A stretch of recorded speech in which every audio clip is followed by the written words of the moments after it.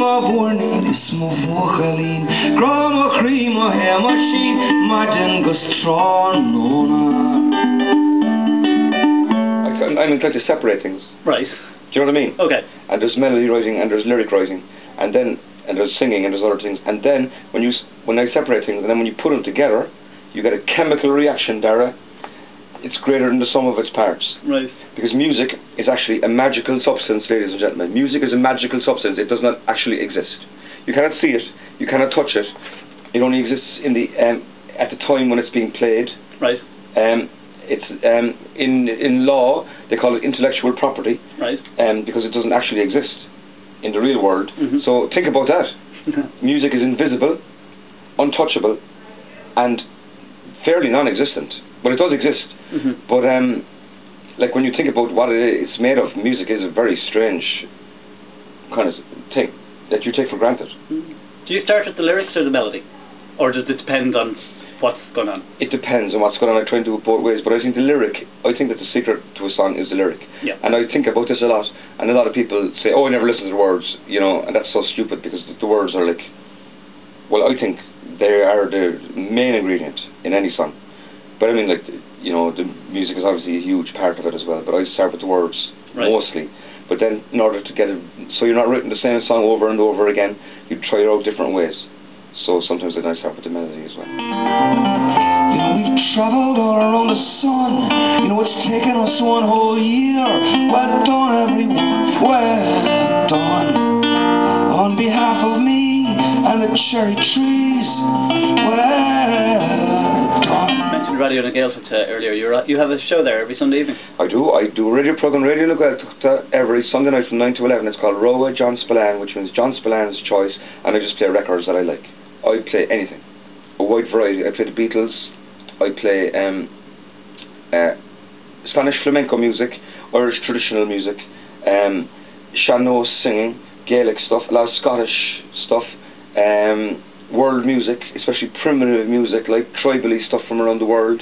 Then I like to throw in a bit of AC/DC now and again, just to shock the Gaelgoers or Motorhead. So my speciality is sudden sharp surprises. And are there any bands in Ireland at the moment making you, like, that you play on the show? Yeah, well, I am the Cork fella. Right. So I do play a lot of Cork music. Okay. So I play a lot of like Franklin Waters and the Sultans of Ping FC and GMC, the Cork rapper. A lot of the Irish, the trad crowd, Clonfada, Udrish, Goyle, Cork balladeers and singers. So I do a lot of the Cork stuff, Cork and Proud, Irish bands. You know, I'm not that much into kind of mainstream pop rock. Right. I'm not really. Okay. Unless it's like, you know, really good. Well, you know what I mean? Match with your winning of the best folk and trad act. Folk and trad, yeah. The Beach Years in 2003, 2006. I'm going to go back to that in a second, but world music. You went to Senegal with T.G. Carr to do a show. I've seen some of the clips where you're just like, there's a wonderful clip of you singing in Irish, and then a Senegal woman just singing in her language, and it works. Unbelievable. Was there common language there? Did you have that? The people of Senegal, right? Right. In Senegal, you can't be a musician unless you come from the family. Certain families have the music. Okay. Like it was the way I was drawing comparisons with the bardic tradition in Ireland, which would have ended like about 400 years ago. Right. But before that, the bards would have been like in the family, like the O'Daligs or the O'Queeves or whatever their various. They had the poetry, and if you were not one of those family, you couldn't be a poet. Right. It was a profession. Okay. And that's the way music is to this day in West Africa. The griots or the griots, they're called, and the people from that family, they are allowed to be a musician, and they write songs for all occasions, and they have all the legends of the people. They're storytellers and the Shanakees. But if you're not one of that family, you can't be a singer. It's unbelievable. Right. But I was visiting. But anyway, I went over there and I sang a lot of Irish traditional songs. Right. And the superiority of the African musician was unbelievable. Every song that I played, they said, "Oh, we have that here as well." That's what they said. Right. Oro Shadavahawaii, Ban Fodin, you know, Aina Kamara. They said, "Oh," and they come up with something like very, very similar. Right. And they had a huge store of songs, and I didn't know whether to believe them or not. But they think that all music came from Africa. Okay. And Baba Mal told me under a tree in his front garden in Podar, 5 miles from the Sahara Desert, in 47 degrees heat. He said, we love to hear your Irish traditional music. Right. He said it's like a child which left Africa a long time ago and wandered off and then develops and grew and comes back, and we say, oh, welcome back, oh my, how you've grown. Right.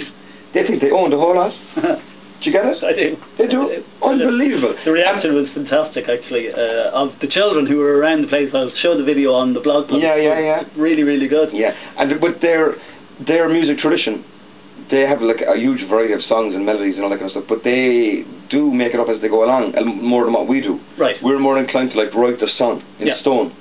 You know what I mean? Yeah. But they're kind of, you know, they're talking away in music and telling the stories and that kind of crap. Yeah. You're about to perform downstairs for the new album in Tower Records. Do you get nervous before gigs? I don't get nervous before small gigs, but I do get nervous before big gigs. Right. Do you know what I mean? Yeah. I've done so many gigs. I've been so long on the road. I'm 48 years old. I've been playing since I was about 15. That I've lost an awful lot of my inhibitions. Right. And I think it's a privilege to be playing the guitar and singing. So, but for a big scary gig now is different. Right. You know what I mean? Like festivals now, I hate playing it. You know what I mean? Right. It's just... you've got a really nice website, John Spillane.ie, but you're not really a web person. You're not on Twitter, for example. No, I'm not a web person, and I've got a very, I suppose I've got a very busy life. Right. And I have a computer. Okay. And I use it to make my radio program. Right. I've got like 15,000 songs in my iTunes library. Jesus. And I compile a program then every week for that, like, and then I've got emails going. So, you know, I have a lot to do. Right. So I don't really have time to be like, you know what I mean? Yep. I'm just reading. That's just the way it goes. I'd rather be playing the guitar, really. I'm just reading some of the questions that I've asked. When I was walking up, I asked people if they had any questions for you. Claire O'Connell says, no questions, but tell me, visited my daughter's school recently and she loved his music. Good. Peter Donegan would like to know, do you know Anto? You don't have to answer that question. Don't worry. I do know Anto, and a great time for him. Cool. And I think that Armoured Bear album is lovely. Right. Imagination. Okay. And it's been slow grower on me. MJ would like to know, what made you sing about whales? Whales. Yeah. Well, this is very much like the African bards. Mm-hmm. 3 killer whales swam into the River Lee up the middle of town of Cork in 2001 and caused fierce excitement. And an old woman said to me one morning in the supermarket, John, you have to write a song about the whales. Right.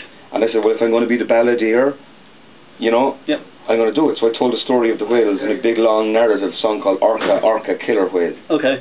So that's why I sing about the whales. Okay, very good. Kev D says, I saw him last year in Cork, great gig, he's got a great sense of humour on stage. And Ciara Crotton said, he holidays in Derrynane where I go on holidays. See, Ireland's such a small place. I did for many years, yeah, Derrynane is lovely. She camped next to you one summer. He used to play and sing outside in the evening. Yeah, we always did. We had the fire going and we used to always have a sing-song around the fire. And we camped in Derrynane, in Ireland's only beachfront bar, O'Carroll's Cove. Yep. And lovely place. But then we got rained out of it too many summers. The weather just got really and endless drizzle and grey skies, and then we went to Crete. Right. And that was the end of it. And I haven't been back to Derrynane, no, you know what I mean? So that's just the way it goes. I have one more question. You're the winner of 2 Meteor Awards. You have been covered by everybody, well, loads of people, like Christy Moore covered songs, and who else? Folk trad people, like Karen Casey, Pauline Scanlon, Mary Black did 2 of my songs. George Murphy, George Murphy's done like few, and well, those kind of people, absolutely. You've had top 10 albums. You were in Senegal for T.G. Carr. Have you any further ambitions? Oh yeah, well, I mean, I'd like to write a couple of really nice songs, like as I go along. That's what I'd like to do, you know. Okay, great. And I'm writing an opera. Are you? Yeah, and I'm writing with Padre O'Riordan from Culch.ie, who is kind of like the king of Gaelic. Well, you know, he runs the Culch choir. Yep. And Padre has something very special going on. Right. Of Gaelic Ireland. Okay. What's left of it. Right. And it's going to be an opera, and it's going to be called The Legend of the Loch. Okay. It's more local folklore. Right. And in Cork there's a place called the Loch, which is a very beautiful lake full of swans and ducks and geese and an island out on it. And there's a legend about the underwater drowned castle. Okay. And the night that, you know, the well overflowed. Right. And it's a lovely Irish. I mean, Irish mythology is fairly brilliant. Oh, brilliant. And like a lot of people are not like clued into it. Yeah. But The Legend of the Loch. Right. You know what I mean? Yeah, well, fair play to you. John, thanks very much. Thank you very much, Dara.